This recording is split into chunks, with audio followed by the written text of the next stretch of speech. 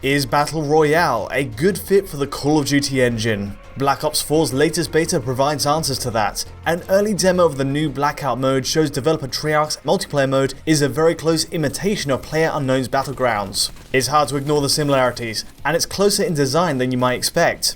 At its core, Blackout follows the same beats of play. Almost 100 combatants fly across the map, skydive down, scavenge for weapons and armor, and then duke it out to be the last man standing as the field of play narrows. We're in familiar territory then, but in the beta, performance on PS4 and Xbox One consoles is decidedly mixed. So what makes Treyarch's efforts stand out?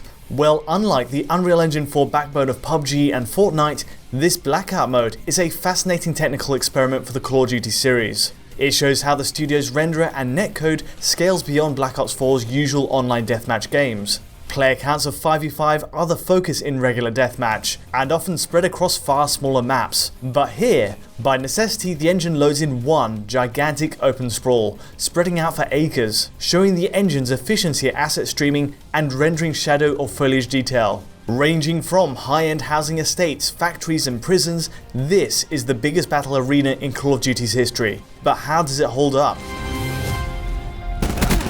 Let's talk on the sheer size of this map. This thing is a monster, and Treyarch claims it's roughly 1,500 times the size of the fan favourite Nuketown map from Black Ops 3. What that means is the engine now has to render detail at a macro scale as well as focusing on the small details, and surprisingly it strikes a decent balance. The handful of maps in the previous deathmatch beta appear more detailed on the surface, and rooms in Blackout are relatively bare compared to the decorated spots of that earlier beta. Even so, Treyarch's engine still gets a strong workout in Blackout. The tech is similar, from the effects, those screen space reflections, and even the water shaders look great. So yes, Blackout may be a standalone attraction within Black Ops 4, but the technical underpinnings are very similar to the rest of the package. Pop-in is the only trouble when making a map so large. Now, while Blackout does look technically robust at first, it doesn't get away completely unscathed. On foot, the engine streams in geometry, shadows and foliage seamlessly. There's barely any sign of LOD transitions as you sprint. It's pretty fluid at a slow pace. But the seams start to show when you're rocketing across the map in a vehicle, like this quad bike. As it happens, this is the first time we've seen vehicles prominently in a Call of Duty multiplayer since World at War back in 2008. As it goes with the PUBG template, we had to have something to cover the map's huge acreage, and so Treyarch gives us trucks, bikes and even helicopters to bridge the gap. Unfortunately, this isn't an area the engine historically excels in, and shadows especially show pop-in. It's not a good look. Even on Xbox One X here, it sticks out, which presumably gives the best chance of rendering more detail further afield. The same engine then, but a new challenge entirely. Consider that standard 5v5 player maps in the Black Ops 4 deathmatch beta are not only smaller, but also funnel play through thin pathways. It's rare you'd see from one end of the map to the other, let alone a vast open space like this. Detail there could potentially be optimized based on what's visible to the player, and more aggressively based on distance. But in Blackout, take those alleyways and buildings away, let players turn a full 360 degrees on a hilltop with a broad view in every direction, and the engine has to render the scene fully. And so, repeat assets for foliage and buildings do stand out, and for all its added scale, the up-close detail isn't always as impressive as the contained deathmatch areas we saw before. Another big demand put on Treyarch is, of course, the player count. Now, the 5v5 player count in Black Ops 4's regular deathmatch was a surprise to anyone used to the 6v6 of previous games. The idea there is 10 players fit the maps better overall, with a less frantic pace as a result. And looking at the frame rate of that earlier beta, it's possible there's a technical risk to having too many players running and gunning. Blackout mode goes the extra mile, pushing this to a full 100 players similar to PUBG, and that's actually increased from the 80 max player count at the start of the beta. And it's clear why. Nowhere is a performance hit more keenly felt than right at the start, when all players are contained in an aircraft. More to come on performance later in this analysis, but as a brief snippet, Xbox One X here plummets to some of its lowest figures in the opening minute. It's likely a CPU bottleneck for the system, and just as with PUBG, it passes as more players start a skydive downwards. The fewer players in contention, the better these consoles run, and thankfully thereafter, you're looking at better performance overall on X.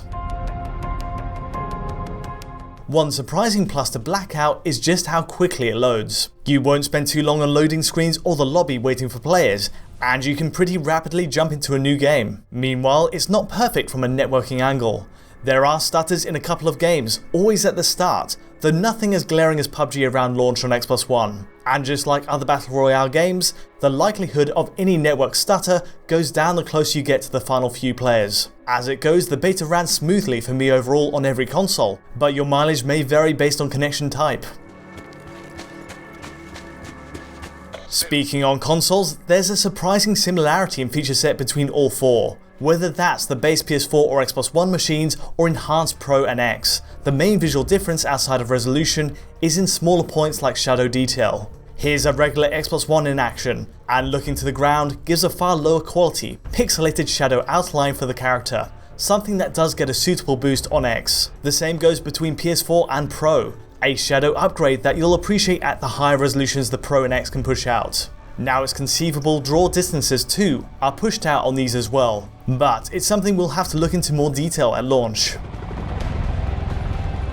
Consider all contacts hostile. It's hard to overlook the vast gulf in image quality though.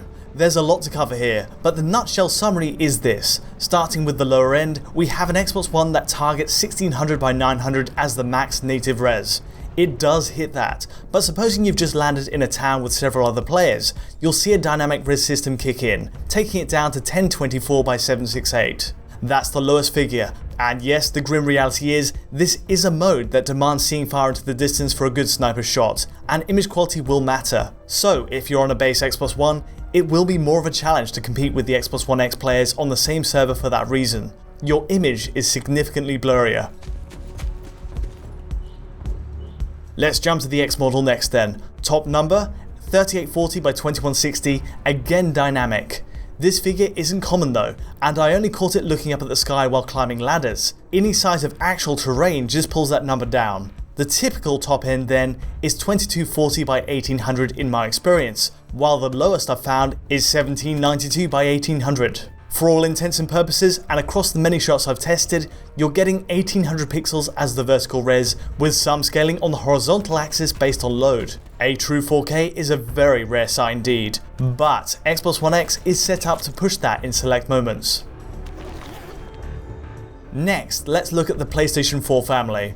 The regular model is straightforward, topping out at 1920 by 1080, dynamically adjusting to 960 by 1080, half the resolution when it needs to. A respectable number of shots come out at 1080p, but it's far from a given. Meanwhile, the PS4 Pro inevitably pales in comparison to the brute force of X's GPU when pushing pixels, but it does still target 3840 by 2160 while looking to the sky.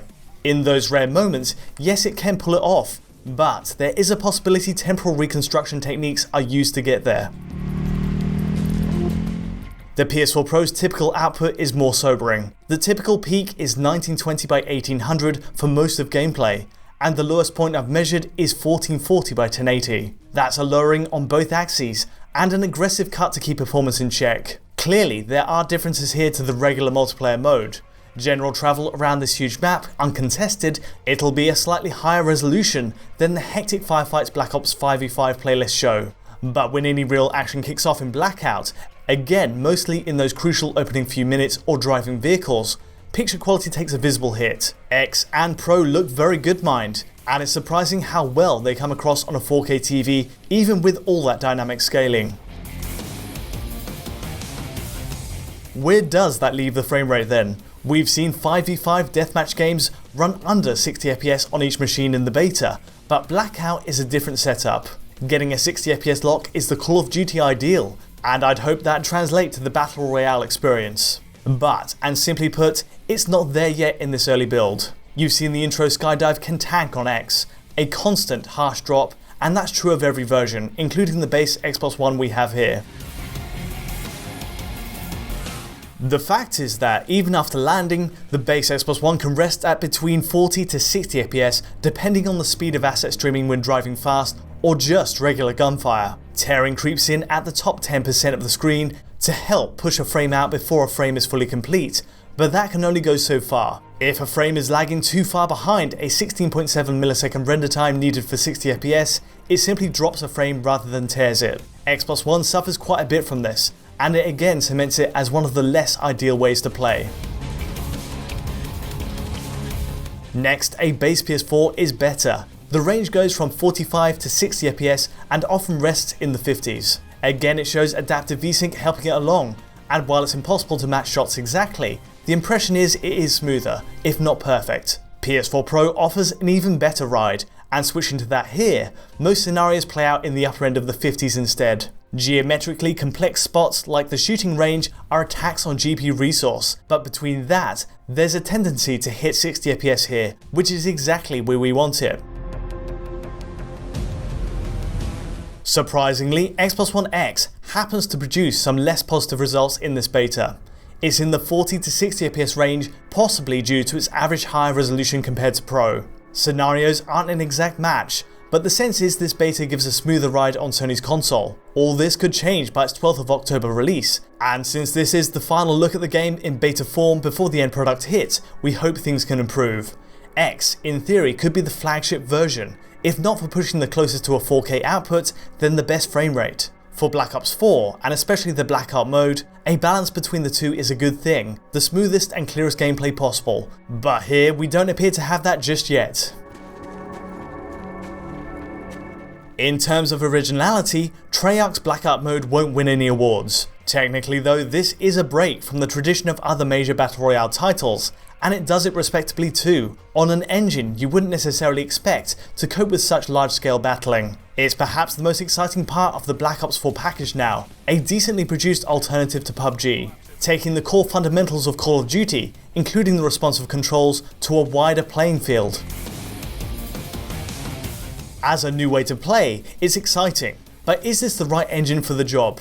With Battlefield 5 due to cash in on the Battle Royale phenomenon as well, it's possible the Frostbite engine lends itself better to this format. It's already built for open scale gameplay, with consoles rendering masses of terrain quickly, even in vehicles. Treyarch played a strong hand with this beta. Improvements are needed, but fundamentally Blackout works. It'll be fascinating to see Criterion, who is developing this mode in Battlefield, play its hand.